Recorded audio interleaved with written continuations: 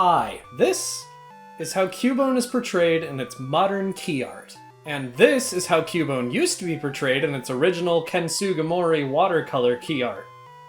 This one difference exemplifies what I'm going to be talking about in this video. Pokemon artwork used to be way better.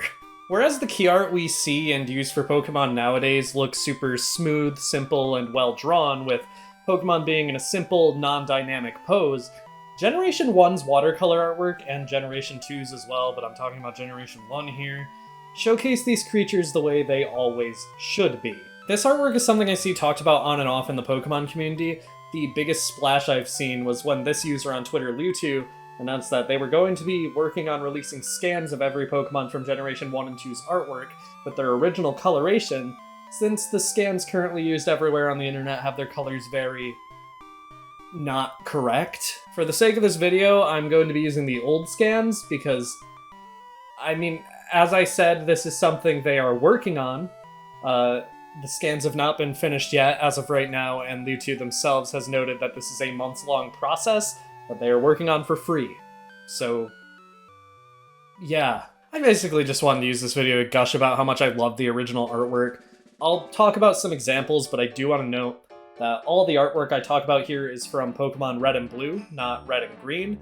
Red and Blue actually got entirely separate key art for every Pokemon, and while the original key art is also really good, I gotta have some focus here. Also, if it's not obvious, I am reading from a script, and I'm not willing to memorize it, so you're just gonna have to deal with me not staring directly into your soul for the duration of this video. Sorry. I want to start with all three of the Kanto starters and their evolutions. Bulbasaur's artwork here is actually a really good example of how I feel this original artwork captures the personalities of these Pokemon so much better than the stuff we have now that they're just standing there, staring, and smiling. This artwork captures Bulbasaur in action, shooting a little seed out of his bulb. Is this Leech Seed? I don't know, but I want more of this. Which is great, because Charmander is also great. He looks like he's dodging out of the way or something, and this also shows a little scale that Charmander used to have on his back, which I really liked. I really liked that in Generation 1, they weren't afraid to show Pokemon for what they are. They're monsters. Meanwhile, while these two are being all cool, Squirtle's sitting down just playing with his tail. This artwork's not particularly cool like the other two, but I still like it more just because Squirtle is doing literally anything other than just staring and smiling. Ivysaur is another good example of capturing Pokemon as monsters. This thing looks angry, like it's ready to maul you to death at any second.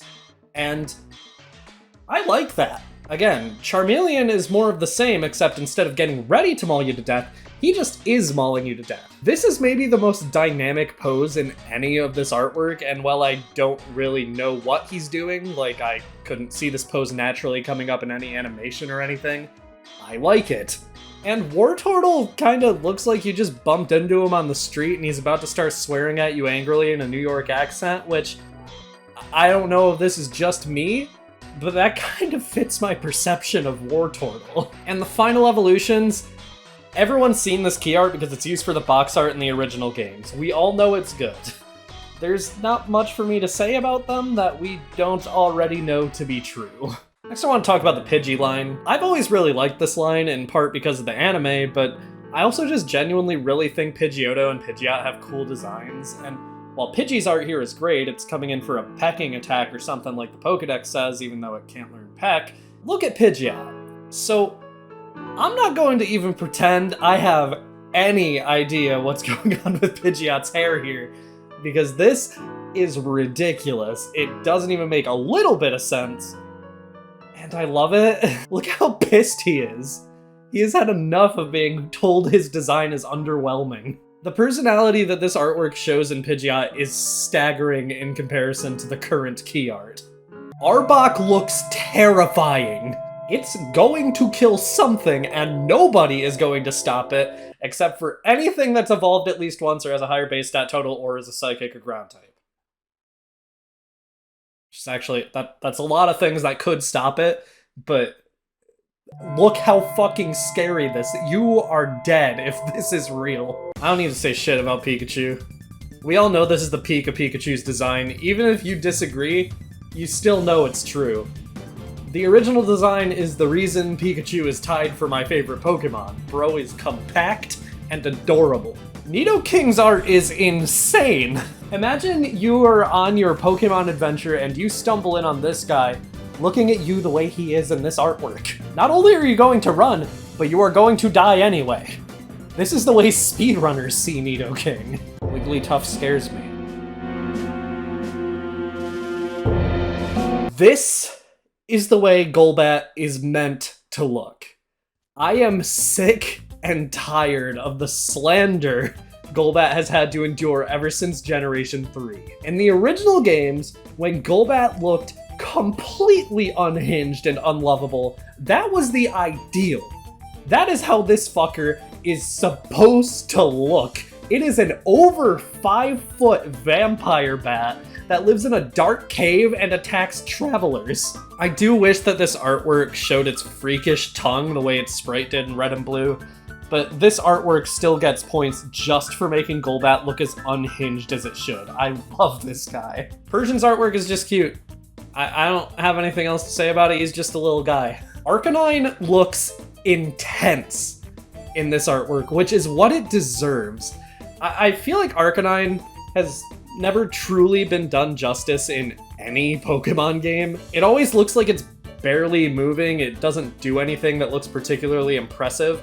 This goes doubly for Generation 1, where its in-game sprite was this fucking thing. If Arcanine was always portrayed in a pose like this in sprites and models in-game as well, I feel like we would all like it a lot more than we really do.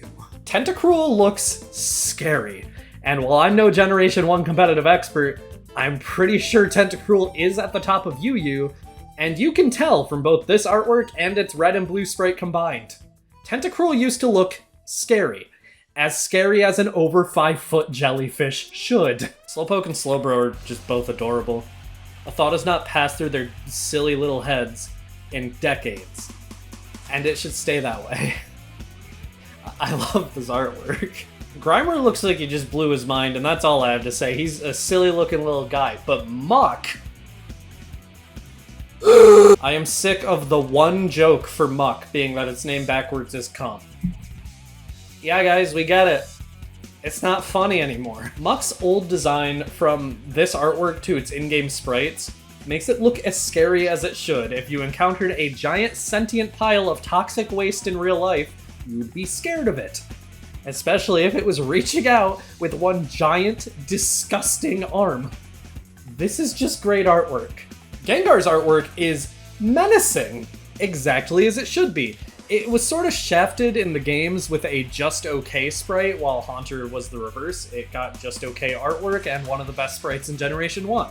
Gengar here looks like he means you harm, and if you read some of its Pokédex entries, it's pretty clear that it does. This artwork just gets that across extremely well. Back to Cubone. I think this artwork is fucked up, but at the same time, this displays Cubone's personality so much better than the current artwork of Cubone just standing there. Cubone's whole story in the games is that Team Rocket murdered its mother, and now it's sad. I'd rather the artwork for the orphan Pokemon with a dead mom makes me want to give it a hug, than if it just makes me think, wow, that's a Pokemon. Chansey's art is just cute, that's all I have to say. Looks like it's fastening the egg to make sure it doesn't fall out. I love it. Kangaskhan looks weirdly nimble? Not in like a bad way, but why is it doing a Super Mario jump? I know it's a kangaroo, but Kangaskhan is not supposed to jump. The baby looks like it's falling out. Scyther's artwork is badass. I think Cipher is one of the most disrespected Pokemon in the Generation 1 games, being insanely hard to get in-game, not getting a single stab move in Red and Blue, and just having pretty bad sprites. But god, at least they made him look awesome in this artwork. Pinsir, likewise, looks sick. This artwork really sells how terrifying this Pokemon's design is, with the mouth open the way it is being disgusting, and the horns being crossed to show what those things are meant for.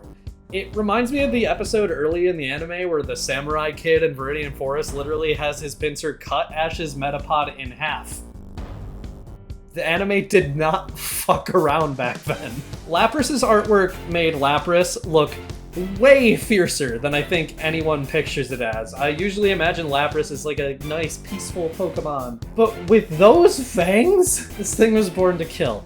Again, this artwork does a fantastic job of selling that these are monsters. That's the last one I really wanted to bring up. I really wanted to gush about this artwork because, God, if it gets these Pokemon's personalities across so much better than the key art that's used for everything now.